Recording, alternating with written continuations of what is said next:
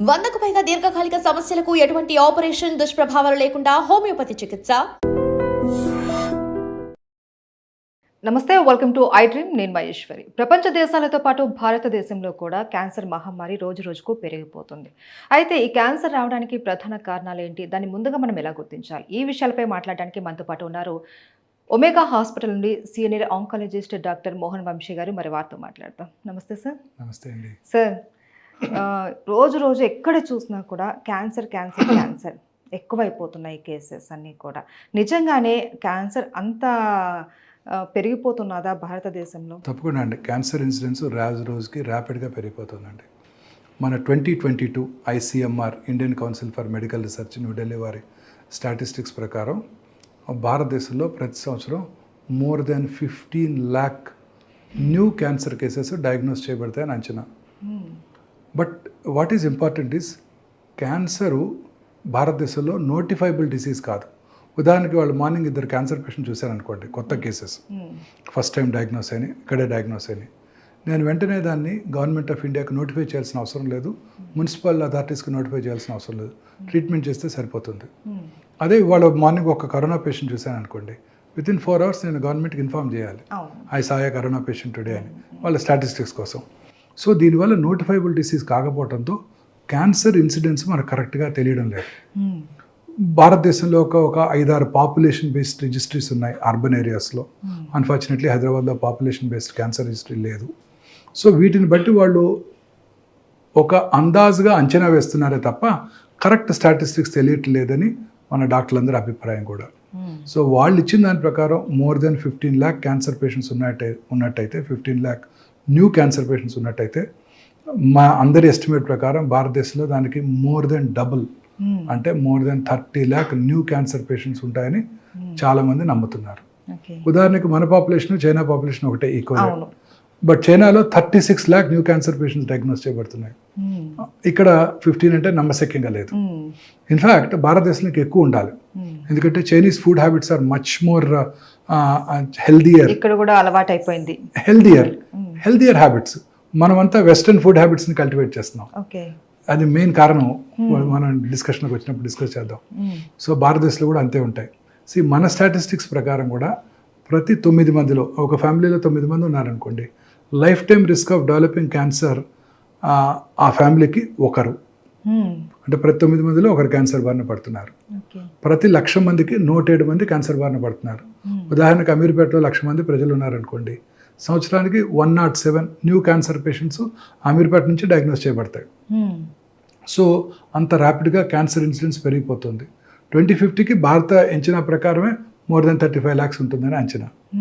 So cancer incidence ర్యాపిడ్గా రోజు రోజుకి పెరిగిపోతుందండి. So దానికి తగ్గట్టు మనం క్యాన్సర్ని డయాగ్నోస్ చేయడానికి క్యాన్సర్ వార్నింగ్ సిగ్నల్స్ మన ప్రజల్లోకి ముఖ్యంగా తీసుకెళ్ళగలగాలి. ఎందుకంటే క్యాన్సర్కి ఇప్పటికీ క్యూర్ కనుగొనబడలేదు. ఎర్లీ స్టేజ్లో కనుక్కుంటేనే మనం క్యూర్ చేయడానికి అవకాశం ఉంది. కానీ cancer is a silent killer, స్లోగా పెరుగుతుంటుంది, సిమ్టమ్స్ కలిగించదు, అందువల్ల ఎవరు డాక్టర్ దగ్గరికి రారు. సో అందుకని మనం ముఖ్యంగా అవేర్నెస్ ప్రోగ్రామ్స్ ద్వారానే మన ప్రజల్లో ఈ క్యాన్సర్ మీద అవేర్నెస్ తీసుకొస్తే, వార్నింగ్ సిగ్నల్ మీద, అప్పుడు క్యాన్సర్ని ప్రివెంట్ చేయడానికి, క్యాన్సర్ వార్నింగ్ సిగ్నల్స్ తెలుసుకోవడానికి అవకాశం ఉంటుంది. అసలు సార్, క్యాన్సర్ అంటేనే చాలా రకాలు ఉంటున్నాయి. మనం చూస్తున్నాం ఈ మధ్య తల భాగం నుంచి కాళ్ళ వరకు ప్రతి చోట క్యాన్సర్ అన్నది ఎక్కడ వస్తుందో తెలియదు. మెయిన్ ఈ క్యాన్సర్ అంటే ఏంటి అనేది చాలా మందికి కూడా అవగాహన లేదు. మన శరీరంలో ఉన్న కోట్లాది కణజాలంలో ఏదో ఒక కణం అప్రతీతంగా పెరిగిపోవటానే క్యాన్సర్ అంటారు. ఇప్పుడు మన బాడీలో లిమిటేషన్స్ ఉన్నాయి. ఉదాహరణకి చిన్నప్పుడు ముక్కు చిన్నదిగా ఉండేది, ఈ సైజుకి రాగానే ఆగిపోయింది, ఇంకా పెరగడం ఆగిపోయింది. అలా ఒక నియంత్రణ విధానం ఉన్నది మన శరీరానికి. ఆ నియంత్రణని దాటి క్యాన్సర్ కణం క్రమంగా పెరిగిపోతుంటాయి. అంటే ఒక్క కణం 2 అవుతాయి, 2, 3, 4 అవుతాయి, 4, 8 అవుతాయి, 8, 16 అవుతాయి, 8 లక్షలు 16 లక్షలు అవుతాయి. అలా పెరిగిపోవటాన్ని క్యాన్సర్ అంటారు. అది ఎక్కడైనా ఉండొచ్చు. మన నియంత్రణ దాటి, మన రెగ్యులేటరీ మెకానిజమ్స్ని దాటి మన శరీరంలో మీరు అన్నట్టు స్కాల్ప్ నుంచి కాలు చిటికన వేలు వరకు ఏదో ఎక్కడో ఒక కణం అలా పెరిగిపోవటాన్ని క్యాన్సర్ అంటారు. సో ఇప్పుడు మన సైంటిస్టులకి మంచి అవగాహన వచ్చింది, క్యాన్సర్ మీద పూర్తి అవగాహన వచ్చింది. మన బాడీలో అబౌట్ 22,000 ప్రోటాన్ కోడింగ్ జీన్స్ ఉంటాయి, equally good number of non proton coding jeans ఉంటాయి. ఇందులో సైంటిస్టులు ఒక 500 to 600 ఆంకోజీన్స్ని ఐడెంటిఫై చేశారు. ఆంకోజీన్స్ అంటే క్యాన్సర్ కారక జన్యువులు. వీటిలో వచ్చే మ్యుటేషన్స్ ఆధారంగానే ఈ క్యాన్సర్స్ వస్తున్నాయి. అన్ని రకాల క్యాన్సర్లు. సైంటిస్టులు ఇప్పుడు గట్టిగా నమ్ముతున్నారు. దీన్నే ఫౌండేషన్ 1 మెడిసిన్ అంటారు. అంటే ఈ 500-600 జీన్స్లో ఏదో ఒక జీను ఏదో ఒక కారణం వల్ల, అది డైటరీ కానివ్వండి, ఎన్విరాన్మెంటల్ ఫ్యాక్టర్ కానివ్వండి, జెనెటిక్ కానివ్వండి, ఆ మ్యుటేషన్ జరిగి ఆ మ్యుటేషను వలన ఆ క్యాన్సర్ కణం అప్రతిహితంగా పెరిగిపోతుంటుంది. ఇది మన సైంటిస్టులు ఐడెంటిఫై చేశారు. ఇప్పుడు ప్రతి క్యాన్సర్కి కూడా ఇది మ్యుటేషన్, మనం ఏ మ్యుటేషన్ వల్ల క్యాన్సర్ వచ్చింది తెలుసుకునే సదుపాయం ఇప్పుడు మనకి అందుబాటులోకి వచ్చింది హైదరాబాద్లోనే. ఆ కొన్ని మ్యుటేషన్స్ని టార్గెట్ చేసే మందులు కూడా అందుబాటులోకి వచ్చాయి. అది సో ఇలా క్యాన్సర్ బాడీలో ఎక్కడైనా రావచ్చు. లైనింగ్ మీద, అంటే లైనింగ్ అంటే ఒక లైనింగ్, ఇప్పుడు ఉదాహరణకి మన బాడీకి స్కిన్ లేయర్, లైనింగ్ మీద వచ్చే క్యాన్సర్స్ని కార్సినోమాస్ అంటారు. లోపల వచ్చే క్యాన్సర్స్ని సార్కోమాస్ అంటారు. సాఫ్ట్ టిష్యూ అంటే లైనింగ్ లోపల ఉండే టిష్యూ సాఫ్ట్ టిష్యూ. ఇప్పుడు ఇంటెస్టైనల్ ట్రాక్ ఉంది, దాని లైనింగ్ మీద వచ్చినట్టయితే కార్సినోమా, లోపల వచ్చినట్టయితే సార్కోమా, లైనింగ్ కింద వచ్చినట్టయితే సార్కోమా. ఇంకా 3వ గ్రూపు కార్సినోమా, సార్కోమా. 3వ గ్రూపు హిమటలాజికల్ మ్యాలిగ్నెన్సీస్ అంటే రక్త సంబంధ క్యాన్సర్స్, అంటే లింఫోమాస్, లుకీమియాస్. ఇలా 3గా బ్రాడ్గా మనం డివైడ్ చేయవచ్చు క్యాన్సర్స్. బాడీలో ఎక్కడొచ్చినా ఈ 3 బ్రాడ్ వెరైటీస్లో ఈ క్యాన్సర్ని మనం ప్లేస్ చేయడానికి అవకాశం ఉంటుంది. అయితే మీరే అన్నారు క్యాన్సర్ అనేది సైలెంట్ కిల్లర్ అనేసి. సో ఇది చాలా వరకు బయట పడేంత వరకు కూడా మనకు తెలియదు, సివియర్ స్టేజ్కి వెళ్ళేంత వరకు కూడా మనకు తెలియదు. దీన్ని మనము ఫస్ట్లోనే మనం గుర్తించాలి అంటే ఎలాంటి లక్షణాలను మనం ఐడెంటిఫై చేయాలి సార్? సో బేసిక్గా వచ్చిన ఆర్గన్ బట్టి ఆధారపడి ఉంటుంది. ఓకే, ఎక్కడ ఇప్పుడు ఉదాహరణకి ఏ ఆర్గన్లో వచ్చినా కూడా వచ్చిన ఆర్గన్ ఆధారపడి, బట్ కొన్ని జనరల్ సిమ్టమ్స్ ఉన్నాయి. అందులో most important unexplained weight loss. అంటే మామూలుగానే తింటున్నారు, మామూలుగానే వారి జీవితం గడుపుతున్నారు, బట్ క్రమక్రమంగా వెయిట్ తగ్గిపోతున్నారు. ఏంటి మీరు తగ్గిపోతున్నారు అని అడుగుతున్నారు ఫ్యామిలీ మెంబర్స్. అది very good important warning signal. రెండోది ఆకలి తగ్గిపోవటం, అంటే తినాలనిపించకపోవటం, ఆకలి తగ్గటం. డిస్టేస్ట్ ఫర్ ఫుడ్, మీకు చాలా ఇష్టమైన ఫుడ్ టేబుల్ మీద ఉంది, తినడానికి ఆకలి వస్తుంది, తినడానికి అక్కడి దాకా వెళ్తారు, తినబుద్ధి కాక తిరిగి వచ్చేస్తారు. Very important warning signal of cancer. ఇది చాలా ఇంపార్టెంట్. తర్వాత లో గ్రేడ్ ఫీవర్, అంటే జస్ట్ నాట్ మచ్, 99, 99.5, 100 కన్నా తక్కువే, ఈవినింగ్లో కానీ ఎప్పుడో ఒకసారి ఇర్రెగ్యులర్గా రావటం. లో గ్రేడ్ ఫీవరిష్గా అనిపించడం, థర్మోమీటర్ పెట్టి చూసుకుంటే 99, 99.5. సోర్ థ్రోట్ గట్రా ఏమి లేదు, వైరల్ ఫీవర్ అనుకుంటాం, 2 రోజులు చూస్తాం, కంటిన్యూస్గా అలా ఫీవర్ ఉండటం, ఆకలి తగ్గిపోవటం, distaste for food, weight loss, ఇవన్నీ కూడా జనరల్ సిమ్టమ్స్ ఆఫ్ క్యాన్సర్. అంటే ఇవి ఉంటే క్యాన్సర్ ఉందని కాదు, బట్ క్యాన్సర్ ఉండి ఉండవచ్చు. ఖచ్చితంగా సిమ్టమ్స్ వచ్చినప్పుడు మనం వెంటనే అలర్ట్ అయ్యి టెస్ట్లు చేయించుకోవాలి. ఐదర్ పరీక్ష మన ఫ్యామిలీ ఫిజిషియన్ని కలవటము, దగ్గరలో మన ఫ్యామిలీ ఫిజిషియన్ ఉంటారు, లేదా ఒక ఆంకాలజిస్ట్ని కలవటం చేయాల్సి ఉంటుంది.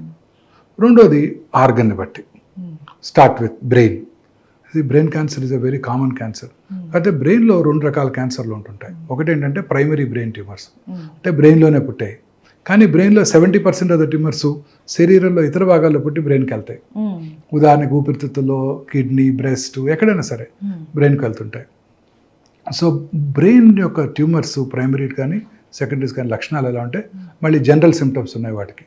ఒకటి ఏంటంటే అర్లీ మార్నింగ్ హెడేక్, పొద్దున్నే లేవటంతోనే హెడేక్తో లేస్తారు, లేదా లేచిన వెంటనే హెడేక్ ఉంటుంది, లేకపోతే హెడేక్తో పొద్దున్నే 3 4 లేస్తారు, అండ్ కంటిన్యూస్గా ఇంక్రీజ్ అవుతుంటుంది. నడి వయసులో ఎస్పెషల్లీ 40s తర్వాత ఇలాంటిది వచ్చిందంటే ఇమ్మీడియట్గా వీ షుడ్ బికమ్ సస్పీషియస్. అదే ఐస్ ప్రాబ్లం వల్ల కూడా హెడేక్ వస్తుంది, అది ఈవినింగ్ వస్తుంది, అది పొద్దున్నే రాదు. అలా ఎర్లీ మార్నింగ్ హెడేక్తో లేవటం, మిడ్ నైట్లో కానీ తర్వాత కానీ లేవటం వెరీ ఇంపార్టెంట్ వార్నింగ్ సిగ్నల్స్. జ్ఞాపక శక్తి లోపించడం, సడన్ మెమరీ లాస్, తన ఓన్ ఫ్రెండ్ ఫోన్ నెంబర్ గుర్తురాదు, ఇంటి ఫోన్ నెంబర్ గుర్తురాదు, అడ్రస్ గుర్తురాదు. So very important warning signals అన్నమాట ఇవన్నీ. బ్రెయిన్లో మెమరీ లాస్, సడన్గా మెమరీ లేకపోవటం, కన్వల్షన్స్, ఫిట్స్ రావటం. ఒక ఏరియాలో బ్రెయిన్ ట్యూమర్ ఉన్నప్పుడు ఆ పక్కన ఉన్న నార్మల్ టిష్యూస్ని ఇరిటేట్ చేస్తుంది, ఇప్పుడు ఫిట్స్ రావటం. తర్వాత హెడేక్తో పాటు స్లోగా కొంచెంగా దాన్ని Giddiness లాంటివి. స్లోగా జనరల్ కండిషన్ డిటీరియేట్ అవటం, ఎక్కువసేపు నిద్రపోవటం, కోమాలోకి వెళ్ళిపోవటం కూడా జరుగుతుంటుంది. దీన్నే science of raised intracranial tension అంటారు. బ్రెయిన్ చుట్టూ స్కల్ బోన్ ఉంది, రిజిడ్ స్కల్ బోన్, అటుపక్క పెరగనివ్వదు, నార్మల్ బ్రెయిన్ని కంప్రెస్ చేస్తుంది. సో కంప్రెస్ చేసినప్పుడు మరి ఇలాంటి సిమ్టమ్స్ వస్తాయి అనమాట. This is called science of increased intracranial tension. అది తర్వాత వచ్చిన లొకేషన్ బట్టి బ్రెయిన్లో చాలా లోబ్స్ ఉంటాయి. ఫ్రాంటల్ లోబ్లో ట్యూమర్ వచ్చింది అనుకోండి, వాళ్ళలో విచక్షణ జ్ఞానం కోల్పోతారు, అందరి ముందు అన్డ్రెస్ చేసుకుంటారు, అందరి ముందు సడన్గా యూరిన్ పాస్ చేస్తారు, సడన్గా మాట పడిపోవచ్చు. తర్వాత పెరైటల్ ఏరియా అంటారు, అక్కడ క్యాన్సర్ వచ్చిందంటే కాలో చెయ్యో పడిపోతుంది, రైట్ సైడ్ వచ్చిందంటే లెఫ్ట్ సైడ్ కాలో చెయ్యో పడిపోతాం, ఇలా జరుగుతుంటాయి. వీక్నెస్. ఆక్సిపిటల్ ఏరియాలో వస్తే విజువల్ డిస్టర్బెన్సెస్ రావటం. చిన్న మెదడులో క్యాన్సర్ వచ్చినట్టయితే ఆల్కహాల్ తాగిన వాళ్ళు ఎలా నడుస్తారో అలా నడవటం. ఇలా లొకేషన్ బట్టి మళ్ళీ సిమ్టమ్స్ ఉంటాయి. ఇది కూడా బ్రెయిన్ క్యాన్సర్ లక్షణాలు. ఇంకా స్లోగా కిందకు వచ్చినట్టయితే oral cavity. Oral cavity cancers are the commonest cancers in South India.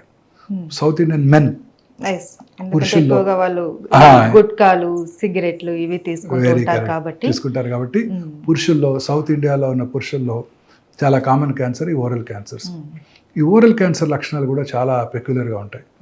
మానని పుండు, నోట్లో చిన్న అల్సర్స్ వస్తుంటాయి, మీకు నాకు కూడా టెన్షన్ ఉన్నప్పుడు అల్సర్స్ వస్తుంటాయి, పెయిన్ఫుల్గా ఉంటాయి, తగ్గిపోతాయి.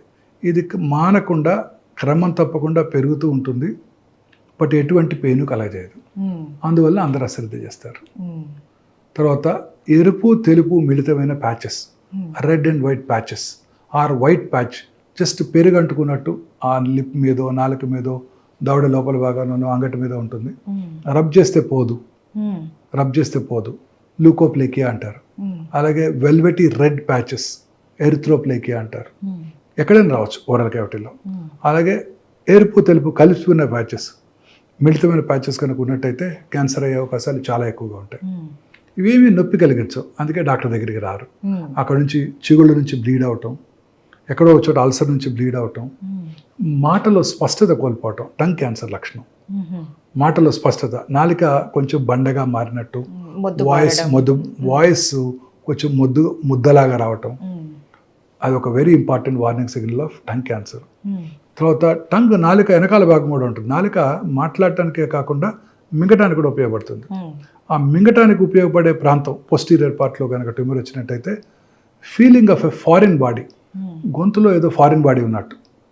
మనం గొంతులో ఏదైనా మింగుతాం అనుకోండి, ఏదైనా మింగలేకపోయాం అనుకోండి, మళ్ళీ కొంచెం వాటర్ తీసుకొని మింగితే లోపలికి వెళ్ళిపోతుంది, అప్పుడు మనకు ఖాళీగా అనిపిస్తుంది. ఇది అలా ఉండదు, ఎప్పుడు కూడా ఫీలింగ్ ఆఫ్ ఫారిన్ బాడీ ఉన్నట్టు ఉంటుంది. Very important warning signal of posterior part, వెనకాల భాగంలో ఉన్న టంగ్ యొక్క లక్షణం. అలాగే వాయిస్లో మార్పు రావటం, స్వరపేటిక క్యాన్సర్, హస్కీగా ఉండటం, బొంగురు పోవటం, దగ్గు రావటం, ఇవన్నీ కూడా స్వరపేటిక క్యాన్సర్ లక్షణాలు. ఇవన్నీ కూడా మీరు అన్నట్టు స్మోకర్స్లోను, గుట్కా చ్యూయర్స్లోను, స్మోక్లెస్ టొబాకో అంటాం. గుట్కా చ్యూయర్స్ చాలా మందిలో ఒక అపోహ ఉంది, గుట్కా తింటుంటారు, నేను తింటాను ఊసేస్తాను, లోపలికి ఇంజెస్ట్ చేయట్లేదు అంటారు. వారు గుట్కా లోపల పెట్టుకున్న 6 సెకండ్స్లో ఆ గుట్కాలో ఉన్న 400 నుంచి 500 కార్సినోజెన్స్ అంటే క్యాన్సర్ కారక పదార్థాలు బ్లడ్లోకి వెళ్ళిపోయి ఆ నోట్లోనే కాదు ఇతర భాగాల్లో కూడా క్యాన్సర్ కలిగించవచ్చు. ఇది తర్వాత లంగ్ క్యాన్సర్. లంగ్ క్యాన్సర్ ముఖ్య లక్షణాలు కాఫ్, మానని దగ్గు. చాలామంది స్మోకర్స్లో ఈ లంగ్ క్యాన్సర్ చూస్తుంటాం, మీకు తెలియదే ఉంది. చాలాసార్లు వాళ్ళు టెస్ట్ చేయించుకుంటుంటారు, 10 ఏళ్ళు 20 ఏళ్ళుగా తాగుతుంటారు. లాస్ట్ ఇయర్ కూడా ఇలానే దగ్గు వచ్చింది, డాక్టర్ దగ్గరికి వెళ్ళాను, సిటీ స్కాన్ కూడా చేశారు, స్మోకర్స్ బ్రాంకైటిస్ అన్నారు అని రెండోసారి వచ్చినప్పుడు కూడా అశ్రద్ధ చేస్తుంటారు. అప్పుడు క్యాన్సర్ ఉండకపోవచ్చు, ఇప్పుడు క్యాన్సర్ వచ్చి ఉండొచ్చు. సో మానని దగ్గు, దగ్గినప్పుడు వచ్చే ఫ్లెమ్లో కళ్ళలో రక్తం పట్టడం, ఇవన్నీ వెరీ ఇంపార్టెంట్ వార్నింగ్ సిగ్నల్స్. అలాగే లో గ్రేడ్ చెస్ట్ పెయిన్, ఆకలి తగ్గటం, లో గ్రేడ్ ఫీవరు, వెయిట్ లాసు, ఇవన్నీ కూడా లంగ్ క్యాన్సర్ ముఖ్య లక్షణాలు. చాలాసార్లు లంగ్ క్యాన్సర్ చిన్నదిగా ఉండొచ్చు, శరీరంలో ఇతర భాగాలకు పాకిపోవచ్చు, ఎస్పెషల్లీ బ్రెయిన్. బ్రెయిన్కి వెళ్ళిపోతుంది. ఈ లంగ్ క్యాన్సర్ ఎక్స్రేలో కనపడదు, అంత చిన్నదిగా ఉంటుంది.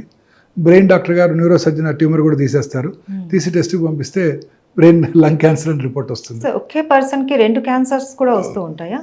రావచ్చు, అన్లైక్లీ రావచ్చు. అదృష్టం బాగపోతే there is one lady who had 8 cancers. ఓ. 8 సర్వైవ్ అయ్యింది ఆవిడ. ఆహా. చూస్తుంటాం, అది కూడా కామనే. ఇప్పుడు ఉదాహరణకి కామన్ ఎగ్జాంపుల్, ఇప్పుడు రైట్ సైడ్ చీక్లో లోపల భాగంలో క్యాన్సర్ వచ్చింది అనుకోండి, వాళ్ళకే లెఫ్ట్ సైడ్ వచ్చే అవకాశాలు చాలా ఎక్కువ ఉంటాయి. స్ప్రెడ్ అయిపోతుంది. స్ప్రెడ్ అవ్వదు, కొత్తవి. ఓకే. నేను పేషెంట్కి ఎలా ఎగ్జాంపుల్ చెప్తానంటే, గోదావరికంలో బొగ్గు దొరికితే పక్కన ఉన్న రామగుండం, మంచిర్యాల, పెద్దపల్లి, రామకృష్ణపూరు అక్కడ కూడా బొగ్గు దొరుకుతుంది. అట్లా ఇక్కడ వచ్చిందంటే ఇక్కడ రావచ్చు, ఇక్కడ రావచ్చు, ఇక్కడ రావచ్చు, ఇక్కడ రావచ్చు. సో అంటే ఒక చోట కనుక వచ్చినట్టయితే ఏవైతే కారణాలు ఇక్కడ క్యాన్సర్ కలిగించాయో అవే కారణాలు ఈ ఏరియాలో కూడా ఉంటాయి కదండి, అక్కడ కూడా వస్తాయి. అలాగే ఒక బ్రెస్ట్ లో క్యాన్సర్ వచ్చిందంటే రెండో బ్రెస్ట్ లో క్యాన్సర్ వచ్చే అవకాశాలు ఎక్కువ. సో ఎవరికైనా బ్రెస్ట్ క్యాన్సర్ రిస్క్ ఏంటంటే ఆల్రెడీ బ్రెస్ట్ క్యాన్సర్ వచ్చి ఉండటం very important risk factor. So అదొకటి ఇంపార్టెంట్. సో లంగ్ క్యాన్సర్, తర్వాత స్లోగా gastro, commonest cancer south Indian మెన్లో గ్యాస్ట్రిక్ క్యాన్సర్. గ్యాస్ట్రిక్ క్యాన్సర్ లక్షణాలు ఏంటంటే, చాలామంది అంటుంటారు నాకు గ్యాస్ ఎక్కువ ఉంటుంది, నాకు గ్యాస్ ఉంటుంది అనేది. కొంచెం ఫుడ్ తినగానే పొట్ట ఫుల్ అయిపోయినట్టు ఉండటం very important warning signal of gastric cancer. అలాగే వామిటింగ్, వామిటర్స్లో బ్లడ్ ఉండటం, మోషన్ డార్క్ బ్లాక్ కలర్లో వెళ్ళటం, అంటే అక్కడ స్టమక్లో ఉన్న అల్సర్లో బ్లీడింగ్ అవుతుంటుంది. ఆ బ్లడ్ మోషన్లో బ్లాక్ కలర్లో కనపడుతుంది, రెడ్ కలర్లో కనపడదు.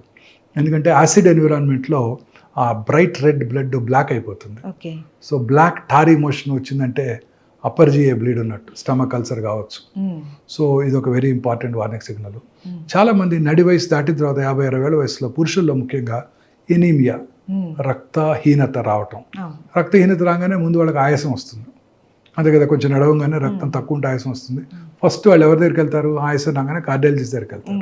కార్డియాలజిస్ట్ పరీక్ష చేసి హార్ట్కి యాంజియోగ్రామ్ చేస్తే 2 బ్లాక్లు ఎట్లాగో ఉంటాయి ప్రతి వాళ్ళకి, 2 స్టెంట్లు కూడా వేస్తుంటారు. ఆ తర్వాత మనం కార్సినోమా స్టమక్ని డయాగ్నోస్ చేస్తుంటాం. సో నడి వయసు దాటిన తర్వాత ఎవరిలో అయినా రక్తహీనత ఉందంటే సౌత్ ఇండియన్ మెన్లో ఫస్ట్ ఎండోస్కోపీ చేసుకోవాలి. అది కనుక నార్మల్గా ఉంటే కొలనోస్కోపీ చేసుకోవాలి కింద నుంచి. ఈ 2 చాలా ఇంపార్టెంట్. ఓకే. ఇది చాలా వెరీ ఇంపార్టెంట్ వార్నింగ్ సిగ్నల్. రక్తహీనత, చాలామంది బ్లడ్ ఎక్కించుకుంటుంటారు, ఐరన్ సప్లిమెంట్స్ తీసుకుంటుంటారు, కార్డియాలజిస్ట్ కలుస్తారు ఆయాసానికి, ఈ 2 మిస్ అయిపోతుంటారు. అండ్ సార్ సర్వైకల్ క్యాన్సర్కి సంబంధించి ఎలాంటి సింటమ్స్ ఉంటాయి sir? Cervical cancer is one of the commonest cancers in south Indian women. భారతదేశంలో అత్యధికంగా కనబడే క్యాన్సర్ బ్రెస్ట్ క్యాన్సర్, తర్వాత గర్భసంచి ముఖద్వార క్యాన్సర్. ఇది ముఖ్యంగా people belonging to lower socio economic strata వాళ్ళలో చూస్తుంటాం, పేద వర్గాల ప్రజల్లో ఎక్కువ చూస్తుంటాం. ఎందుకంటే వాళ్ళలో హైజీన్ యొక్క విలువ, శుభ్రత తెలియకపోవడంతో అన్హైజీనిక్ ప్రొసీజర్స్ వలన during menstrual cycles human papillomatous virus ఎక్కువగా వ్యాప్తి చెంది వాళ్ళలో ఈ క్యాన్సర్ ఎక్కువగా వస్తుంటుంది, హెచ్పివి వైరస్. సో దీని లక్షణాలు ఎలా ఉంటాయంటే, పీరియడ్స్ టైంలో బ్లీడింగ్ ఎక్కువ అవటం, పోస్ట్ కాయిటల్ బ్లీడింగు, పీరియడ్స్ మధ్యలో ఇంటర్మెన్స్ట్రల్ బ్లీడింగు, వైటిష్ డిశ్చార్జ్, అది కూడా ఆఫుల్ స్మెల్తో ఉండే డిశ్చార్జ్, తర్వాత బ్లడీ డిశ్చార్జ్, తర్వాత లో గ్రేడ్ అంటే తక్కువ అబ్డామినల్, లో గ్రేడ్ అబ్డామినల్ పెయిన్, కింది పొట్టలో పెయిన్ రావటం, ఇవన్నీ వార్నింగ్ సిగ్నల్స్ ఆఫ్ గర్భసంచి ముఖద్వార క్యాన్సర్. ఇంకా చూసినట్టయితే కామనెస్ట్ క్యాన్సర్ ఒక 10-15 ఏళ్ల క్రితం గర్భసంచి ముఖద్వార క్యాన్సర్. ఇప్పటికీ కూడా ప్రతిరోజు ప్రతి 6 నిమిషాలకి ఒక స్త్రీ గర్భసంచి ముఖద్వార క్యాన్సర్ వల్ల ప్రాణం కోల్పోతున్నారు భారతదేశంలో. ప్రతి 6 నిమిషాలకి, అంత కామన్ అనమాట. ఇంకొక ఇంపార్టెంట్ ఫ్యాక్ట్ ఏంటంటే, ప్రతి 4 నిమిషాలకి ఒక స్త్రీ బ్రెస్ట్ క్యాన్సర్ డయాగ్నోస్ చేయబడుతున్నారు ఇండియాలో. ప్రతి 4 నిమిషాలకి ఒక స్త్రీ బ్రెస్ట్ క్యాన్సర్ డయాగ్నోస్ చేయబడుతున్నారు. ప్రతి సంవత్సరం భారతదేశంలో 2,24,000 న్యూ బ్రెస్ట్ క్యాన్సర్ పేషెంట్స్ కనుగొనబడుతున్నాయి. అండ్ మీరు గుర్తుపెట్టుకోవాల్సిన ఇంపార్టెంట్ విషయం ఏంటంటే, మనందరం ఇవన్నీ కూడా అర్బన్ ఇండియాలో ఎక్కువ చూస్తున్నాం. అర్బన్ ఇండియా పాపులేషన్ యాన్యువల్ ఈ 2023 స్టాటిస్టిక్, కరోనా తర్వాత మన స్టాటిస్టిక్స్ పూర్తిగా ఎవాల్యుయేట్ చేయలేదు, చేయలేకపోయాం మనం. ఎవ్రీ 10 yearsకి ఒకసారి స్టాటిస్టిక్స్ తీసుకుంటాం కదా, పాపులేషన్ స్టాటిస్టిక్స్ చేయలేకపోయాం. సో 22 అంచనా ప్రకారం భారతదేశంలో ఓన్లీ 35 మంది మాత్రమే 100కి అర్బన్ ఏరియాస్లో ఉంటున్నారు. ఈ అర్బన్ ఏరియాస్లోనే ఈ క్యాన్సర్స్ అన్ని కాన్సన్ట్రేట్ చేయబడుతున్నాయి. 2,24,000 న్యూ బ్రెస్ట్ క్యాన్సర్ పేషెంట్స్ ఉన్నట్టయితే on an average 175 are in urban area. So urban ఏరియాస్లో ఈ బ్రెస్ట్ క్యాన్సర్ ఇన్సిడెన్స్ ర్యాపిడ్గా పెరిగిపోతుంది. దీని ముఖ్య లక్షణాలు ఏంటంటే బ్రెస్ట్లో లంప్ లాగా ఏర్పడటం, గడ్డలాగా ఏర్పడటం. రెండోది బ్రెస్ట్ యొక్క సైజులో కానీ షేప్లో కానీ మార్పు రావటం. బ్రెస్ట్ యొక్క స్కిన్ ముడతలు పట్టినట్టు ఉంటాం. ఆరెంజ్ పీల్ అపియరెన్స్ అంటాం. రైప్ ఆరెంజ్, పండిపోయిన ఆరెంజ్ చూస్తే ఆ పైన చిన్న చిన్న గుంటలు పడి ఎలా ఉంటుంది చూడండి, థిక్ అయ్యి అలా ఉంటుంది ఆ స్కిన్. అంటే మన ఇండియాలో ఆరెంజ్ పీల్ ఉండదు, మన అందరం డార్క్ కాంప్లెక్షన్ కాబట్టి వైట్స్లో అలా ఉంటుంది ఆరెంజ్ పీల్ అపియరెన్స్. సో మన వాళ్ళ కూడా అట్లా నల్లగా గుంటలు పడి ఉంటాం. తర్వాత బ్రెస్ట్ యొక్క నిప్పుల్ ఏరియాలో కాంప్లెక్సెస్లో మార్పులు రావటం, నిప్పులు లోపలికి పోవటం, నిప్పుల మీద పుండె ఏర్పడటం, నిప్పుల నుంచి బ్లడ్ కానీ బ్లాకిష్ కానీ బ్రౌనిష్ కానీ డిశ్చార్జ్ రావటం. అలాగే బ్రెస్ట్ యొక్క స్కిన్ మీద నరాలు ఉబ్బినట్టు ఉండటం. అలాగే రెండు నిప్పుల ఏరియాల కాంప్లెక్సెస్ ఒకే లెవెల్లో లేకుండా ఒకవైపు పైకి లాగబడి ఉండటం, లేకపోతే ఇంకో పక్క కిందకి లాగబడి ఉండటం. అలాగే చంకలో గడ్డలు, ఇవన్నీ కూడా అర్లీ బ్రెస్ట్ క్యాన్సర్ లక్షణాలు అన్నమాట. ఈ లక్షణాలు ఉన్న వాళ్ళందరికీ క్యాన్సర్ ఉన్నట్టు కాదు, బట్ క్యాన్సర్ ఉండటానికి ఎక్కువ అవకాశాలు ఉంటాయి కాబట్టి దగ్గరలో ఉన్న సర్జన్ కానీ, వారి లేడీ డాక్టర్, ఫ్యామిలీ ఫిజిషియన్ కానీ, ఆంకాలజిస్ట్ని కానీ కలవటం చాలా ఇంపార్టెంట్. సార్, ఇప్పటివరకు కొన్ని రకాల క్యాన్సర్స్ వాటి లక్షణాలు చెప్పారు, ఇంకా చాలా ఉన్నాయి. సో వాటి గురించి కూడా ఎక్స్ప్లెయిన్ చేస్తారా? మీరు అన్నట్టు రకరకాల క్యాన్సర్స్ ఉన్నాయండి. ఇప్పుడు గ్యాస్ట్రోఇంటెస్టైనల్ ట్రాక్లో స్టమక్ తర్వాత అత్యధికంగా కనబడే క్యాన్సర్ కోలన్ క్యాన్సర్, పెద్ద పేగుల్లో వచ్చే క్యాన్సర్. కోలన్ క్యాన్సర్ ఇన్సిడెన్స్ కూడా చాలా ర్యాపిడ్గా పెరిగిపోతుంది భారతదేశంలో. ముఖ్యంగా అర్బన్ ఏరియాస్లో ఈ క్యాన్సర్ ఎక్కువగా చూస్తున్నామండి. దానికి రకరకాల కారణాలు ఉన్నాయి. ఈ క్యాన్సర్ ముఖ్య లక్షణాలు ఏంటంటే మల విసర్జన అలవాట్లలో మార్పు రావటం. అంటే ఉదాహరణకి మనం రోజు ఒకసారి మోషన్ పాస్ చేస్తాం, సడన్గా గత 4 నెలల నుంచి రోజుకు 2-3 సార్లు మోషన్స్ అవుతున్నాయి. Very important warning signal. అలాగే మోషన్లో బ్లడ్ కనపడటం చాలాసార్లు కనపడుతుంటాయి. మోషన్లో బ్లడ్ కనపడుతుంటాయి.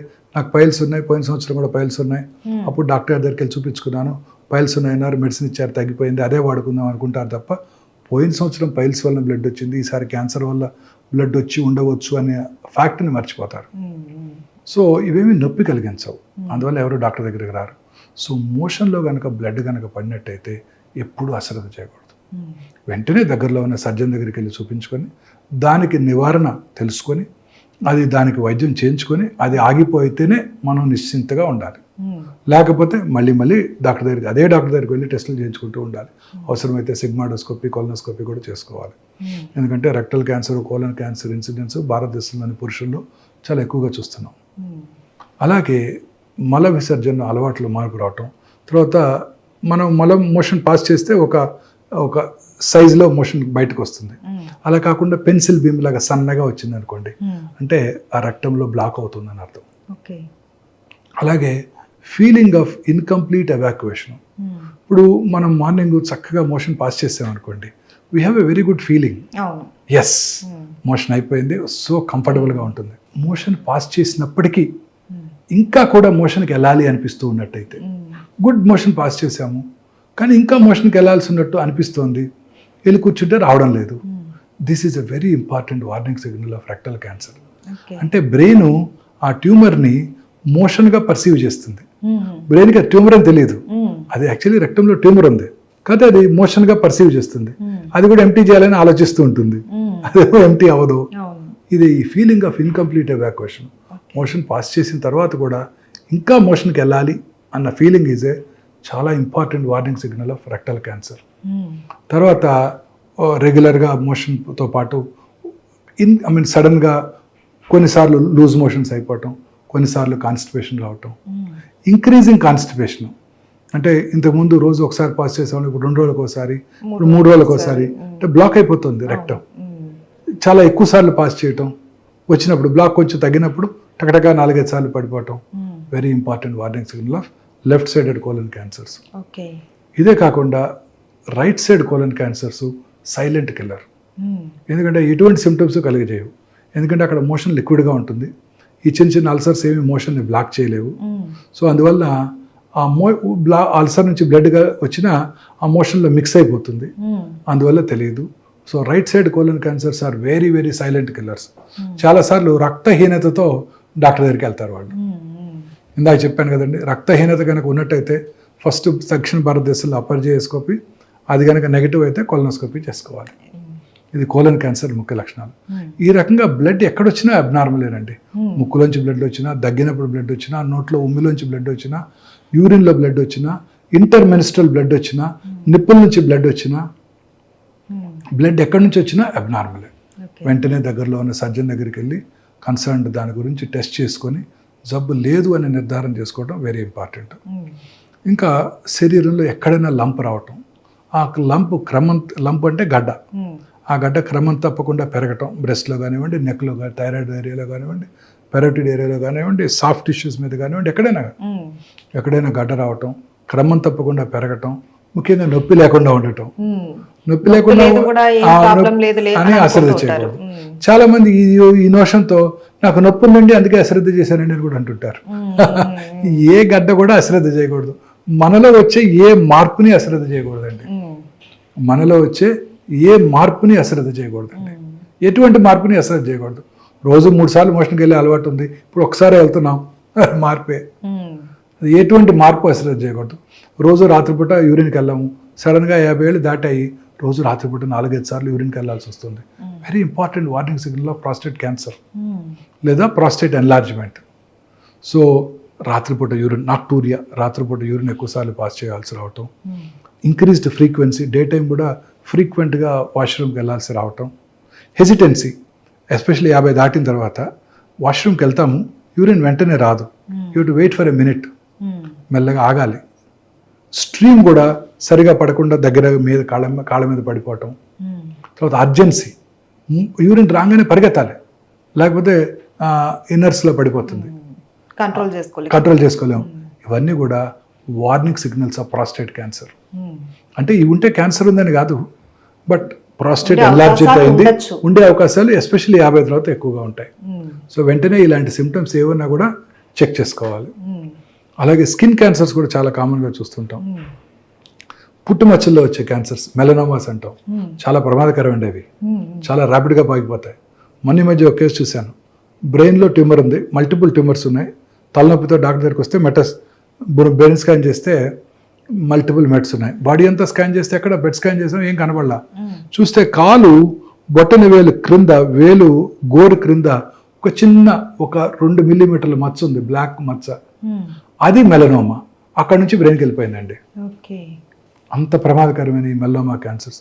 కాలు హీల్ మీద చిన్న మచ్చ ఒకటి ఉంటుంది, ఆ మచ్చ లివర్కి పాకిపోవచ్చు. సో పుట్టుమచ్చల్లో వచ్చే మార్పులు, పుట్టుమచ్చ సైజు పెరగటం, కలర్ మారటం, అల్సరేషన్ ఏర్పడటం అంటే పుండుగా మారటం, పుట్టుమచ్చ నుంచి పెలుసులుగా పొరలుగా ఊడిపోవటం, స్కిన్ ఊడిపోవటం, అలాగే పుట్టుమచ్చల మీద పుండు పట్టడం, పుట్టుమచ్చల నుంచి రక్తం కారటం, ఇవన్నీ కూడా వార్నింగ్ సిగ్నల్స్ ఆఫ్ మెలనోమా. వీటిని కూడా అశ్రద్ధ చేయకూడదు. సో ఇలా అన్ని రకాల క్యాన్సర్స్ కూడా యూరిన్లో బ్లడ్ పట్టడం very important warning signal of bladder cancer. So bladder cancer కూడా వెరీ కామన్, ఎస్పెషల్లీ స్మోకర్స్లో బ్లాడర్ క్యాన్సర్ చాలా కామన్గా చూస్తుంటాం. ఇంకొక ఇంపార్టెంట్ కామన్ క్యాన్సర్ ముఖ్యంగా స్త్రీలలో ఒవేరియన్ క్యాన్సర్. ఇది silent killer, really silent killer. పొట్టలో పెరుగుతూ ఉంటుంది, ఎటువంటి సిమ్టమ్స్ కలిగించదు, ఏమి సిమ్టమ్సే ఉండవండి. చాలామంది పొట్ట పెరుగుతోంది అని జాగింగ్ కూడా చేస్తుంటారు కేబీఆర్కి వెళ్ళి.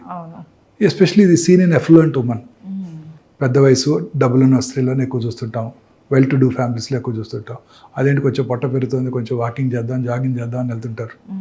బట్ యాక్చువల్లీ లోపల క్యాన్సర్ ఉంటుంది, ఓవేరియన్ క్యాన్సర్. ఎటువంటి సిమ్టమ్స్ కలిగించవు, లో గ్రేడ్ పెయిన్ ఉంటుంది, ఎటువంటి సిమ్టమ్స్ ఉండవు. సో ఇలాంటి సిమ్టమ్స్ని అశ్రద్ధ చేయకూడదు. తర్వాత యూట్రస్ బాడీ, ఇందాక సర్వైకల్ క్యాన్సర్ లక్షణాలు చూసాం మనం. జనరల్గా people belonging to lower socio economic స్టేటా.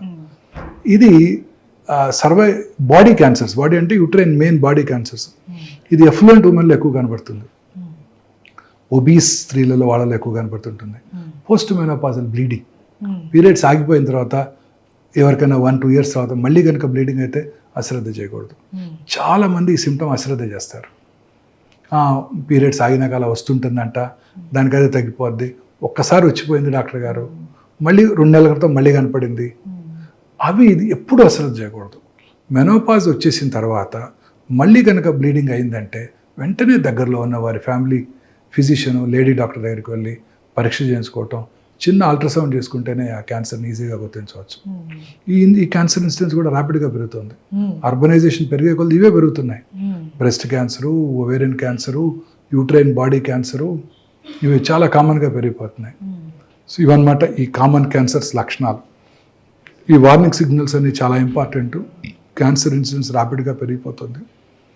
మన తెలిసిన వాళ్ళు కానీ ఎవరిలో కానీ ఇలాంటి సిమ్టమ్స్ కనుక చూసినట్టయితే we must warn them, go get checked first.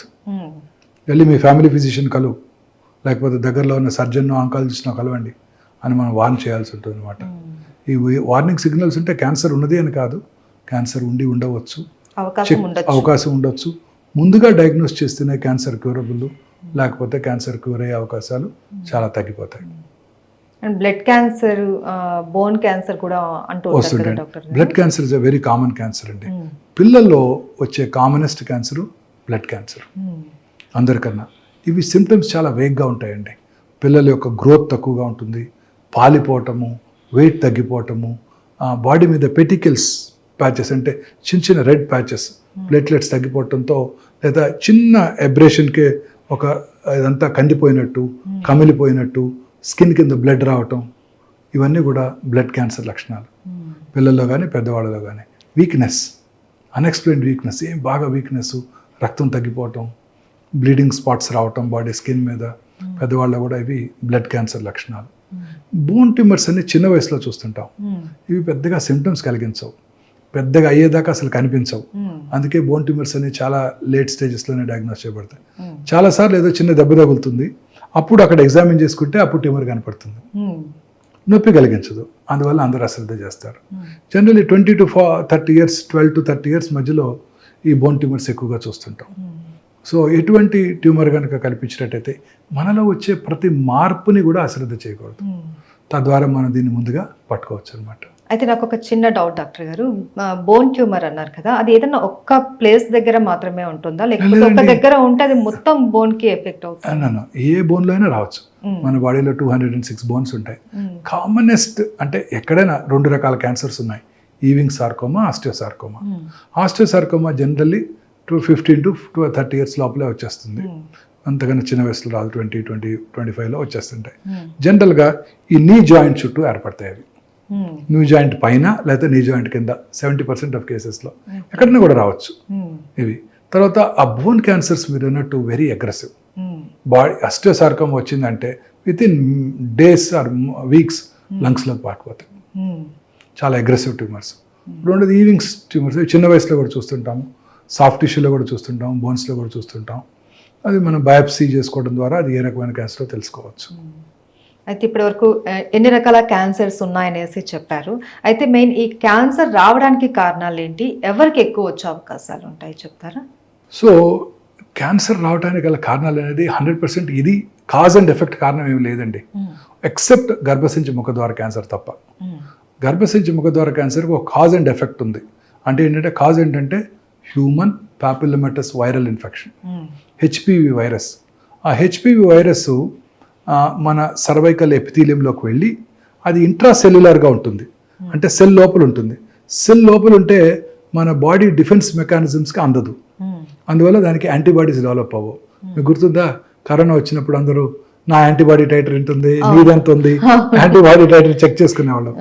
ఒకసారి కరోనా వస్తే ఆ యాంటీబాడీస్ పెరిగి రెండోసారి కరోనా రావటాన్ని నిరోధిస్తాయి కదా, వచ్చిన తట్టుకునే అంత శక్తిని అయితే ఇస్తాయి. కానీ ఈ cervical cancer virus, human papillomatous virus ఎంత స్మార్ట్ అంటే అది సెల్ లోపలే ఉంటుంది, సెల్ బయటకు రాదు. అందువల్ల మన బాడీ డిఫెన్స్ మెకానిజమ్స్ దాన్ని గుర్తించలేవు. సో అందువల్ల దానికి యాంటీబాడీస్ డెవలప్ అవ్వవు. సో అందువల్ల రిపీటెడ్ వైరల్ ఇన్ఫెక్షన్స్ వల్ల ఈ క్యాన్సర్ వచ్చేస్తుంది.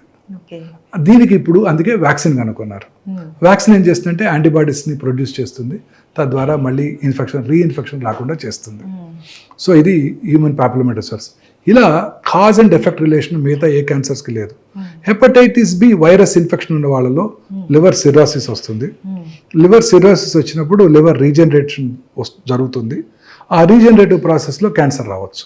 Okay. So HBV human hepatitis B viral infection వచ్చిన వాళ్ళలోను, హెపటైటిస్ సి వైరల్ ఇన్ఫెక్షన్ వచ్చిన వాళ్ళలోను లివర్ సిరాసిస్ వచ్చి ఆ క్రానిక్ లివర్ డిసీజ్ వలన లివర్ క్యాన్సర్ వచ్చే అవకాశాలు ఉంటాయి. ఈ రెండు వెరీ ఇంపార్టెంట్. తర్వాత అలాగే నార్త్ ఆఫ్రికాలో ఎప్స్టీన్ బార్ వైరస్ అనే ఒక వైరస్ ఇన్ఫెక్షన్ వలన కొన్ని బర్కిట్స్ లింఫోమా అనే ఒక స్పెషలైజ్డ్ హెమటలాజికల్ మెలిగ్నెన్సీస్ వస్తుంటాయి, అవి కూడా చూస్తుంటాం. ఇవి కాక మిగతా క్యాన్సర్స్ అన్నిటికీ కూడా ఖచ్చితంగా ఇది కారణం అని చెప్పలేము.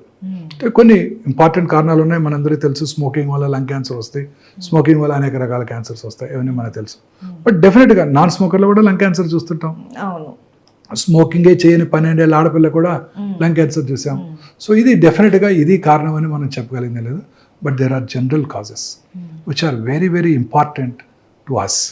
ఒకటి జెనెటిక్ ఫ్యాక్టర్స్, అది మన కంట్రోల్లో లేదు. జెనెటిక్ ఫ్యాక్టర్స్ అంటే బెస్ట్ ఎగ్జాంపుల్ ఆంజెలినా జోలీ. వారి మదర్కి ట్రిపుల్ నెగటివ్ బ్రెస్ట్ క్యాన్సర్ ఉండింది.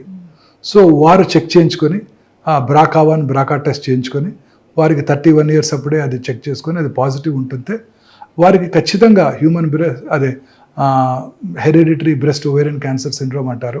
సో వారికి 100% బ్రెస్ట్ క్యాన్సర్ వస్తుంది, 70%, 80% ఓవేరియన్ క్యాన్సర్ వస్తుందని తెలుసుకొని ముందుగా జబ్బు రాకముందే 2 బ్రెస్ట్లు తీయించేసుకున్నారు, 2 ఓవరీలు తీయించేసుకున్నారు. అలాంటి జెనెటిక్ ఫ్యాక్టర్స్ ఉండవచ్చు, BRCA1, BRCA2, అది మనం డిస్కస్ చేస్తాం. మిగతా కారణాలు ఎన్విరాన్మెంటల్ ఫ్యాక్టర్స్. దీనికి మనకి దీని మీద కంట్రోల్ ఉంది. కాకపోతే ఈ అర్బనైజేషన్ పెరిగే కొద్ది ఎన్విరాన్మెంటల్ ఫ్యాక్టర్స్ ఎక్కువైపోతున్నాయి.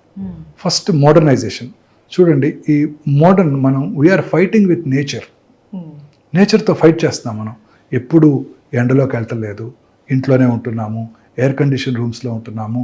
మార్నింగ్ లేవగానే plastic tooth brush, synthetic tooth paste, plastic tongue cleaner, plastic mug, plastic బకెట్లో హాట్ వాటరు, తర్వాత పొద్దున్నే మైక్రోవేవ్లో చేసుకున్న దాన్ని వేడి చేసుకొని బ్రేక్ఫాస్ట్ తింటాం, ఆర్టిఫిషియల్ సింథటిక్ క్లోత్స్, ఇవన్నీ కూడాను డెఫినెట్గా క్యాన్సర్ కారకాలే. తాగే ప్లాస్టిక్ బాటిల్లో వాటరు, హాట్ వాటరు, అది ఏం చేయక్కర్లేదు. వేడిగా ఉన్న కారులోకి వెళ్ళి కూర్చుని ఆ కారులో ఉన్న ప్లాస్టిక్ నుంచి వచ్చే ఫ్యూమ్స్, మనకి సమ్మర్లో 40 degrees 45 degrees వచ్చేస్తుంది హైదరాబాద్లో కూడా. ఆ డిగ్రీలో ఆ కార్లోకి వెళ్ళి కూర్చున్నామంటే ఆ కారు యొక్క ఆ ప్లాస్టిక్ ఇంటీరియర్స్ అంతా ప్లాస్టికే కదండి, కారు లోపలంతా, వాటి నుంచి వచ్చే ఫ్యూమ్స్ అన్నీ కూడా క్యాన్సర్ కారకాలే. ప్లాస్టిక్ వాటర్ బాటిల్ నుంచి అన్నీ కూడా క్యాన్సర్ కారకాలే మనకి. ఇది మనకి ఎలాగో అవాయిడ్ చేయలేం, మరి తప్పదు. మరి ప్రస్తుతం ఉన్న ఏజ్లో అవాయిడ్ చేయలేం. పూర్వకాలంలో లాగా మరచెంబులు తీసుకొని మనం వెళ్ళి వాటర్ తాగలేం కదా. సో ఇవన్నీ కూడా కారకాలండి. ఇలా అనేక రకాలుగా పొల్యూషన్. ఆ తర్వాత ఇంకోటి మోస్ట్ ఇంపార్టెంట్, ఆర్టిఫిషియల్ లైట్స్.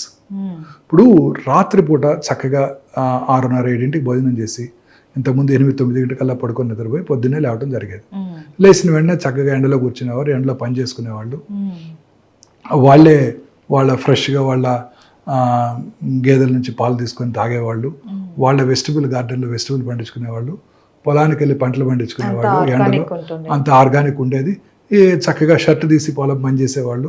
అన్ని రకాల ఒక విటమిన్ డి, మనకు తెలిసిన విటమిన్, తెలియనివి ఏమి ఉన్నాయో సూర్యరశ్మిలో. సో ఇవాళ హెల్దీ లైఫ్ స్టైల్ ఉండింది, హ్యాపీగా ఉండేవాళ్ళు. పక్కన కారు ఉంది, మన కారు లేదు, ఇలాంటి ఇవి బాధలు లేవు. పెళ్లి చేసుకుందామంటే సొంత వాళ్ళకి ఎవరికో మేనల్లుడికో మేనకోడలకో చేసుకునేవాళ్ళు. 5 రోజులు సంతోషంగా గడిపేవాళ్ళు. సంతోషం సగం బలం. Happiness is the most important immune booster. Happiness is the most important immune booster. నేను ఒక ఫుల్ పేజ్ ఆర్టికల్ రాశాను ఒక వెర్నాక్యులర్ డైలీలో. వెరీ ఇంపార్టెంట్ అండి. ఒక పేషెంట్ 72 సంవత్సరాల ఆమెకి, వాళ్ళ హస్బెండ్కి 74. 8 ఏళ్ళ నుంచి నా దగ్గరికి రెగ్యులర్గా చెకప్కి వస్తున్నారు బ్రెస్ట్ క్యాన్సర్కి. Perfectly normal. ఒకరోజు వచ్చారు, ఆమె ఒక్కరే వచ్చింది ఇంకో లేడీని తీసుకుని. ఏరండి గోపాలరావు గారు అన్నాను. అనగానే పాపం లాస్ట్ 15 days బ్యాకే కర్నరీ బైపాస్ అయిన తర్వాత కాంప్లికేషన్ వచ్చి చనిపోయారు. అప్పుడు కూడా చెక్ చేసాం, నార్మల్గా ఉన్నారు ఆవిడ. 3 నెలల తర్వాత తిరిగి వచ్చేసారు క్యాన్సర్తో. మానసిక ఆందోళన, డిప్రెషన్. ఇంకొక లేడీ 5 years అయింది నేను బ్రెస్ట్ క్యాన్సర్కి సర్జరీ చేసి, చక్కగా కంఫర్టబుల్గా ఉన్నారు. కొడుకు పెళ్ళికి పిలిచారు, వెళ్ళాను. హ్యాపీగా ఉన్నారు, అందరూ బాగున్నారు. 2 ఏళ్ల తర్వాత రికరెన్స్ వచ్చింది. ఏంటా అని చూస్తే 8 months ముందు కొడుకు డివోర్స్. సో అన్ని రకాల జబ్బులకి నా ఉద్దేశంలో మూల కారణం ఈ మానసిక ఆందోళన. కరోనా కానివ్వండి, క్యాన్సర్ కానివ్వండి, చాలా రకాల వ్యాధులు అన్ని జబ్బులకి కూడా ఈ ఇమ్యూనిటీ, అది రొమటాయిడ్ ఆర్థరైటిస్, ఇవన్నీ కూడా ఈవెన్ డయాబెటిక్ అన్ని జబ్బులకి మూల కారణం మానసిక ఆందోళన. సంతోషంగా సగం బలం అని పెద్దవాళ్ళు చెప్పారు. సంతోషంగా లేకపోతే నీదేటి. రెండోది నిద్ర, వెరీ ఇంపార్టెంట్ ఇమ్యూన్ బూస్టర్ అండి నిద్ర. ఇప్పుడు పూర్వకాలంలో 6-7 పడుకునేవాళ్ళు, తినేసేవాళ్ళు. ముందు అర్లీగా తినేసి 8-9 పడుకునేవాళ్ళు. ఈ టీవీలు లేవు, చక్కగా వీధరి మీద కబుర్లు చెప్పుకునేవాళ్ళు, లేకపోతే ఏదో పని చేసుకునేవాళ్ళు. ఇంత పని చేయాల్సిన అవసరం కూడా ఉండేది కాదు. మనలాగా రోజుకి 16 గంటలు. 9 పడుకునేవాళ్ళు, పొద్దున్న 6 లేసేవాళ్ళు. రాత్రి 2-3 గంటలకి వాళ్ళలో మెలటోనిన్ అనే హార్మోన్ ఉత్పత్తి అవుతుంది ఆ స్లీప్లో. ఆ melatonin strong anti cancer properties. ఇప్పుడు ఏం చేస్తున్నాము, రాత్రి 10-11 దాకా టీవీ చూస్తున్నాం, 11 పడుకోవడానికి 1 దాకా మనం ఆ బ్లూ స్క్రీన్ చూస్తూ మొబైల్లో మన వాట్సాప్ మెసేజ్లను, యూట్యూబ్లో వీడియోలు చూసుకుంటూ పడుకుంటున్నారు. ఆ మెలటోనిన్ హార్మోన్ ఉత్పత్తి జరగట్లేదు, దానివల్ల క్యాన్సర్ వచ్చేస్తుంది. ఈ పొద్దున్నే వస్తాను 5:30కి నేను ఇంటి నుంచి వస్తుంటే, గచ్చిబౌలికి వస్తుంటే చూస్తుంటే అన్ని పెద్ద పెద్ద స్కై స్క్రాపర్స్, అన్ని చోట్ల ఫుల్ లైట్స్ ఉంటాయి. ఆ లైట్స్లో పనిచేసే స్త్రీలందరికీ కూడాను క్యాన్సర్ వచ్చే అవకాశాలు ఎక్కువగా ఉంటాయి. ఈ సర్కేడియన్ రిథమ్ అంటే పగలు పనిచేసుకోవటం, రాత్రి నిద్రపోవటం, ఇది లేకపోయేసరికి ఆ మెలటోనిన్ హార్మోన్ ఉత్పత్తి లేకుండా ఈ ఆర్టిఫిషియల్ లైట్స్లో ఎక్కువ కాలం ఉండటం వల్ల ఆ హార్మోన్ ఉత్పత్తి తగ్గిపోవడంతో breast cancer, colon cancer, lung cancer, అన్ని రకాల క్యాన్సర్స్ వస్తున్నాయి వాళ్ళలో, ఆ స్త్రీలందరిలోనూ. ముఖ్యంగా బ్రెస్ట్ క్యాన్సర్, మిగతా వాళ్ళ మిగతా క్యాన్సర్లు. చాలా ఇంపార్టెంట్ అండి ఇది. So most important advice for the youngsters is రాత్రి లేట్గా టీవీ చూడటం, ఈ బ్లూ స్క్రీన్ చూడటం, లైట్ వేసుకొని పడుకోవటం. ఇది కూడా వెరీ ఇంపార్టెంట్ కాజిటివ్ ఫ్యాక్టర్. ఎక్కువ ఇల్యూమినేషన్ లైట్ పెట్టుకోనేకూడదు, ప్రిఫరబుల్లీ డార్క్లో పడుకోవాలి, తొందరగా పడుకోవాలి. అప్పుడే మెలటోనిన్ హార్మోన్ ఉత్పత్తి అవుతుంది. ఈ బెడ్ లైట్స్ అన్ని కూడా క్యాన్సర్ కలిగించవచ్చు. అన్ని రకాల లైట్స్లో కూడా రెడ్ కలర్ బెడ్ లైట్ కనుక పెట్టుకుంటే అతి తక్కువ ఇన్ఫ్లుయెన్స్ ఆన్ మెలటోనిన్ ప్రొడక్షన్ అంట. Very important. Bed light red కలర్లోనే ఉంచుకోండి, మిగతా కలర్స్లో ఉంచుకోవద్దు. అతి తక్కువ ఇల్యూమినేషన్ ఉండటం, చిన్న అవసరమైతే, లేకపోతే ప్రిఫరబుల్లీ డార్క్లో పడుకోవటం, తొందరగా పడుకోవటం వెరీ ఇంపార్టెంట్ మనందరికీ కూడా క్యాన్సర్ని ప్రివెంట్ చేయడానికి. మన పిల్లలకి మేమంటే ఈ స్టేజ్కి 60 ఏళ్ళు వచ్చేసినాయి, ఇప్పుడు మనం ఇంకా మార్చుకోలేము లైఫ్ స్టైల్. బట్ పిల్లలందరికీ నెక్స్ట్ జనరేషన్కి ఇది వెరీ ఇంపార్టెంట్. ఈ బ్లూ స్క్రీన్ చూడటం, రాత్రిపూట టీవీ చూసుకుంటూ 12 దాకా పడుకోవటం, లైట్ వేసుకొని పడుకొని నిద్రపోవటం. ఇక సరే ఆఫీస్ అవర్స్ వాళ్ళు మన యూరోపియన్ టైమింగ్స్కి, అమెరికన్ టైమింగ్స్కి పనిచేస్తుంటారు మన పిల్లలు. అక్కడంతా ఈ సాఫ్ట్వేర్ ప్రొఫెషనల్స్, ఇక తప్పదు. But they are all definitely important causes of cancer అండి. ఇది కాక పొల్యూషన్, ఆటోమొబైల్ పొల్యూషన్, అర్బనైజేషన్ పెరిగే కొలది క్యాన్సర్ పెరిగిపోతుంది. భారతదేశంలో ఇప్పటికీ రూరల్ కమ్యూనిటీలో క్యాన్సర్ ఇన్సిడెన్స్ తక్కువగానే ఉంటుంది. ఈ అర్బన్ ఏరియాస్లో మెయిన్ ప్రాబ్లమ్స్ ఏంటి? Industrial pollution, automobile pollution. మీరు సిగరెట్ తాగక్కర్లేదు, మీరు పంజగుట్ట చౌరస్తాలో 5 నిమిషాలు నుంచోండి, మీరు 100 సిగరెట్లు తాగితే ఎంత పొల్యూషన్ వస్తుందో అంత పొల్యూషన్ వచ్చేస్తుంది. ఆటోమొబైల్ పొల్యూషను, ఇండస్ట్రియల్ పొల్యూషను, ఈ రబ్బర్ ఫ్యాక్టరీసు, బార్బర్స్ రెగ్యులర్గా అందరికీ డై చేస్తారనుకోండి, వాళ్ళకి ఆ డై నుంచి ఇన్హేల్ చేస్తారు.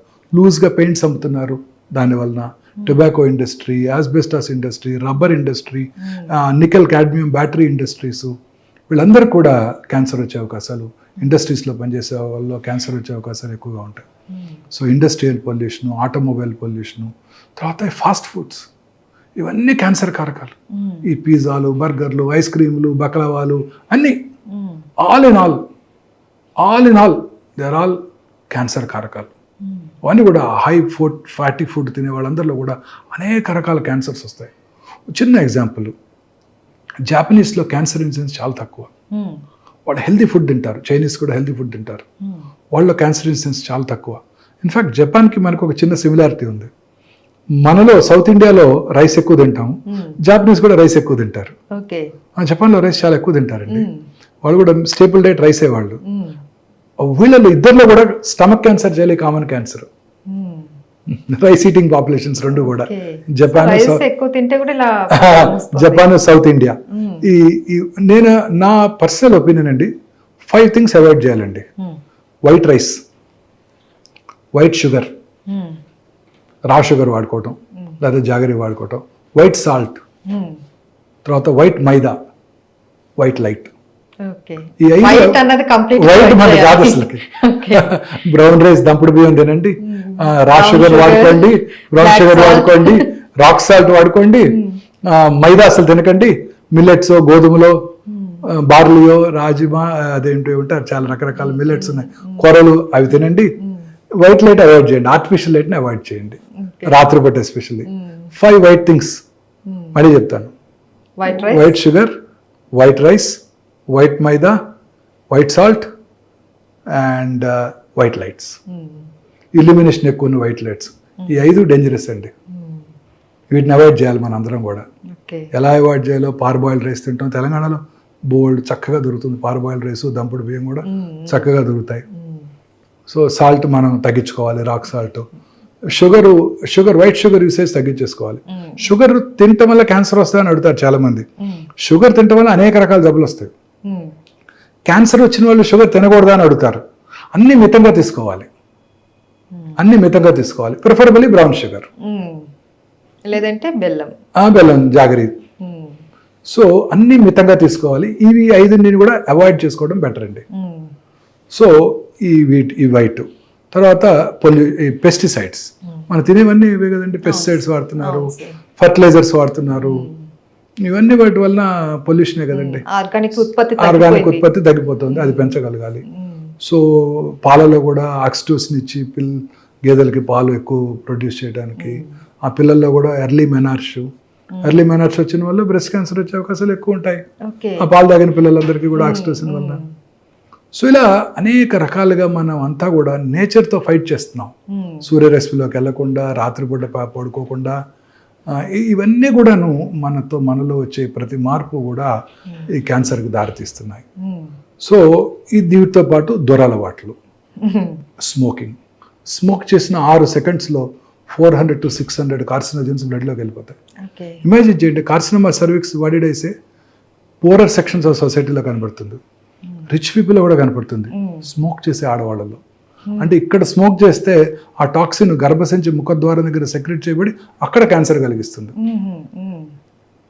స్మోక్ వల్ల గర్భసంచి ముఖద్వార క్యాన్సర్ కూడా వస్తుంది. అంటే ఎంత పవర్ఫుల్ చూడండి అది. మరి smoking effects every system in the body అండి.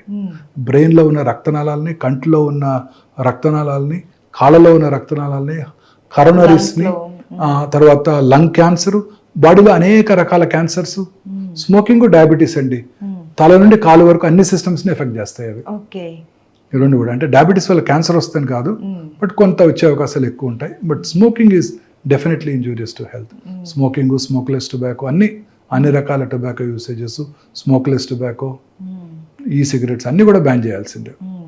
ఇప్పుడు ఉదాహరణకి చాలా మంది ఈ సిగరెట్ తో ఏమి ఇబ్బంది లేదండి, అందులో ఆయుర్వేదం సిగరెట్లు అనేసి అంటారు, అది కూడా ఏం టొబాకో ఉండదు, అదేమి ఇబ్బంది ఉండదని అది కూడా వాడుతూ ఉంటారు. అందులో కరెక్ట్ గా ఏముంటుందో మనకు తెలియదు. ఈ సిగరెట్స్ లో ఉండేది కూడా నికోటిన్, అది కూడా it is also carcinogenic. Just నేను చక్కగా అయిపోయిన తర్వాత తమలపాకు తింటాను, అవి తింటాను, అవి కూడా carcinogenic. Betel nut itself is carcinogenic. So అన్ని రకాలు మనం నేచర్తో ఫైట్ చేస్తున్నాం. నేచురల్ ఫుడ్ సబ్స్టెన్సెస్ తినకుండా మనం ఇంతకుముందు మన ఆహారపు అలవాట్లన్నీ మార్చేసుకొని టైంకి ఫుడ్ తినకుండా ఇవన్నీ కూడా ఈ ఫాస్ట్ ఫుడ్లు, బర్గర్లు, ఇవన్నీ కూడా క్యాన్డ్ ఫుడ్స్, టిన్డ్ ఫుడ్స్, ఇవన్నీ తీసుకుంటూ ఈ పొల్యూటెంట్స్, కెమికల్ సబ్స్టెన్సెస్, కర్డ్ అంతా ఇప్పుడు మనకి ప్యాక్డ్ కర్డ్ వస్తుంది కదండి, యోగర్ట్ అని తింటుంటాం. అన్నీ కూడా వాటిలో ప్రిజర్వేటివ్స్ వాడతారు కదా. ప్రతి ప్రిజర్వేటివ్ కూడా టాక్సికే కదండి. తర్వాత వాటిని మళ్ళీ ఓవెన్లో చేసుకొని వేడి చేసుకోవటం. ఇదేమంటారు, నాన్ స్టిక్ ప్యాన్స్, ఇవన్నీ కూడా టెఫ్లాన్ కోటెడ్ ప్యాన్స్, ఇవన్నీ కార్సినోజెనిక్. తర్వాత రీయూజ్డ్ ఆయిల్స్. ఇప్పుడు పొద్దున్నే బయట మిరపకాయ బజ్జీలు వేస్తుంటారు, చాలా ఇష్టంగా తింటుంటారు, అక్కడ బాగుంటాయని చెప్పి అదే ఆయిల్ పొద్దున్నే పెట్టేస్తాడు, దాంట్లోనే అదే ఆయిల్ ఆ ఆయిల్ రిలీజ్ అయినప్పుడు అనేక రకాలైన టాక్సిన్స్ దాంట్లోకి వస్తుంటాయి. ఈ రిఫైన్డ్ ఆయిల్స్, ఇవన్నీ కూడా టాక్సిన్స్ ఏనండి. సో ఇలా అనేక రకాలుగా మనం ఈ టాక్సిన్స్కి, ఎన్విరాన్మెంటల్ పొల్యూషన్కి, ఎక్స్పోజ్ అవటం వల్ల ఈ క్యాన్సర్ ఇన్సిడెన్స్ ర్యాపిడ్గా పెరిగిపోతుంది. సో ఫ్రెష్ ఫ్రూట్స్, అది కూడా ప్రిఫరబుల్లీ పెస్టిసైడ్స్ లేకుండా ఆర్గానిక్ ఫ్రూట్స్, వెజిటబుల్స్, గ్రీన్స్, ఆకుకూరలు ఎక్కువగా తింటూ, ఈ రెడ్ మీట్ అవన్నీ తక్కువగా తీసుకుంటూ, రెగ్యులర్గా ఎక్సర్సైజ్ చేస్తూ, లీన్ బాడీ మాస్ మెయింటైన్ చేస్తూ, ఒబేసిటీ ఉన్న వాళ్ళలో క్యాన్సర్స్ ఎక్కువ ఉంటాయి. ఎక్సర్సైజ్ రెగ్యులర్గా చేస్తూ, అలవాట్లకు దూరంగా ఉంటే క్యాన్సర్ నుంచి కూడా దూరంగా ఉండవచ్చు. ఓకే, తగ్గించుకోవచ్చు. సార్, కొన్ని రకాల క్యాన్సర్స్కి ప్రివెంట్గానే వ్యాక్సిన్ వచ్చింది అని అంటున్నారు కదా, ఎలాంటి క్యాన్సర్కి మనం ప్రివెంట్గా మోస్ట్ ఇంపార్టెంట్ మనం డిస్కస్ చేసాం, cervical cancer, cause and effect. Human papillomatous virus infection వల్ల క్యాన్సర్ వస్తుంది, దానికి వ్యాక్సిన్ కనుక్కున్నారు. హెచ్పివి వ్యాక్సిన్ అనమాట. ఈ వ్యాక్సిన్ ప్రిఫరబుల్లీ 10 years రాగానే మన ఆడపిల్లలందరికీ ఇచ్చినట్టయితే ఈ క్యాన్సర్ అవడాన్ని పూర్తిగా నిరోధించవచ్చు. 10 years నుంచి ఇవ్వచ్చు. 10 years నుంచే ఇచ్చేయచ్చు. 10 years నుంచి ఇచ్చేయాలి. ఇన్ఫెక్షన్ రాకముందే ఇచ్చేయాలి. పెళ్లి కానంత వరకు ఇవ్వచ్చు. పెళ్ళైన వాళ్ళకి ఇవ్వాలంటే ముందుగా ఒకసారి చెక్ చేసుకుని, పాప్స్మియర్ చేసుకుని, క్లినికల్ ఎగ్జామినేషన్ చేసుకుని, క్యాన్సర్ లేదు అని గుర్తుంచుకొని ఆ తర్వాత తీసుకోవాలి. పెళ్ళైన వాళ్ళు కూడా వ్యాక్సిన్ తీసుకోవచ్చు, 45 years వరకు కూడా తీసుకోవచ్చు. బట్ ఇంత ఎఫెక్టివ్గా ఉండదు. ఇంత ఎఫెక్టివ్గా ఉండదు. పెళ్ళైన వాళ్ళు ఒక 6 months వ్యాక్సిన్ 3 doses 6 months తీసుకోవాల్సి ఉంటుంది. ఆ తర్వాత ఒక 6 months ప్రెగ్నెన్సీ అవాయిడ్ చేయాల్సి ఉంటుంది. 45 years వరకు తీసుకోవచ్చు. But best age to give is 10 to 12 years. ఆ టైంలో కనుక వ్యాక్సిన్ ఇచ్చినట్టయితే ఖచ్చితంగా మనం స్మాల్ పాక్స్ని, పోలియోని ఎట్లా ఎరాడికేట్ చేసామో ఈ గర్భసించు ముఖద్వార క్యాన్సర్ కూడా మనం ఎరాడికేట్ చేయగలుగుతాం. అయితే ఆల్రెడీ పిల్లలు ఉన్న వాళ్ళు, స్త్రీలు ఇంకా ప్రెగ్నెన్సీతో అవసరం లేదు, వాళ్ళు ఖచ్చితంగా తీసుకోవచ్చు. వాళ్ళు 45 వరకు తీసుకోవచ్చు. ఆ తర్వాత పెద్ద బెనిఫిట్ ఉండకపోవచ్చు, ఎందుకంటే ఆ పాటికి చాలా రిపీటెడ్గా ఇన్ఫెక్షన్స్ వచ్చేసి ఉంటాయి కాబట్టి. తీసుకోవడం వల్ల నష్టమే లేదు కానీ పెద్ద బెనిఫిట్ ఉండదు. అలాగే ఈ liver cirrhosis, hepatitis B infection liver సిరాసిస్కి దారితీస్తుంది, లివర్ క్యాన్సర్కి దారితీస్తుంది. సో దాన్ని హెపటైటిస్ బి వ్యాక్సిన్ ఇవ్వాలి. ఫార్చునేట్లీ మన ఇండియన్ గవర్నమెంట్ యూనివర్సల్ ఇమ్యునైజేషన్ ప్రోగ్రాంలో మన పిల్లలందరికీ కూడా హెపటైటిస్ బి వైరస్ వ్యాక్సిన్ ఇస్తున్నారు. సో అది కవర్ అయిపోతుంది. మా జనరేషన్లో ఉండేది కాదు అది. సో మేము అప్పుడు ఇంటర్న్షిప్లో కొత్తగా వ్యాక్సిన్ వచ్చినప్పుడు ఆ వ్యాక్సిన్ తీసుకున్నాం అందరం. ఇక్కడ మాకు పేషెంట్స్ నుంచి మాకు రాకుండా ఉండడం కోసం. సో హెపటైటిస్ బి వైరల్ ఇన్ఫెక్షన్కి ప్రివెంట్ చేయడానికి ఈ హెపటైటిస్ బి వ్యాక్సిన్ ఉపయోగపడుతుంది. అది తీసుకొని వాళ్ళలో సిరాసిస్, సిరాటిక్స్లో ఈ లివర్ క్యాన్సర్ వచ్చే అవకాశాలు ఎక్కువగా ఉంటాయి. Okay, thank you sir, thank you so much. Thank you, నమస్తే. Sir, one life lesson what medicine has taught you. Whatever you can do without expecting. But I really believe మన positive attitude ఉంటేనే మనం ఏదైనా సాధించగలం. గట్ని మనం కరెక్ట్గా deal చేసినట్లయితే అది మనకి పాజిటివ్ హార్మోన్స్ని రిలీజ్ చేస్తుంది. షుగర్ వచ్చిన వాళ్ళ పరిస్థితి ఏంటి? పొట్ట దగ్గర పెరిగితే దాన్ని ఆండ్రాయిడ్ అంటారు, ఆండ్రాయిడ్ ఫోన్ కదా. అసలు థాట్స్ ఎందుకు వస్తాయి? బ్రెయిన్ డెడ్ అంటే దానికి ప్రపంచం అంతా కూడా కొన్ని నిర్దిష్టమైనటువంటి లక్షణాలు. మానసికంగా ధైర్యంగా ఉంటే క్యాన్సర్ జయించవచ్చు. You are a doctor for a cause sir, అంతే. వాళ్ళకి వచ్చిన ఆదాయం కాకుండా ఫ్రీ సర్వీస్ ఎంతమందికో చేస్తారు.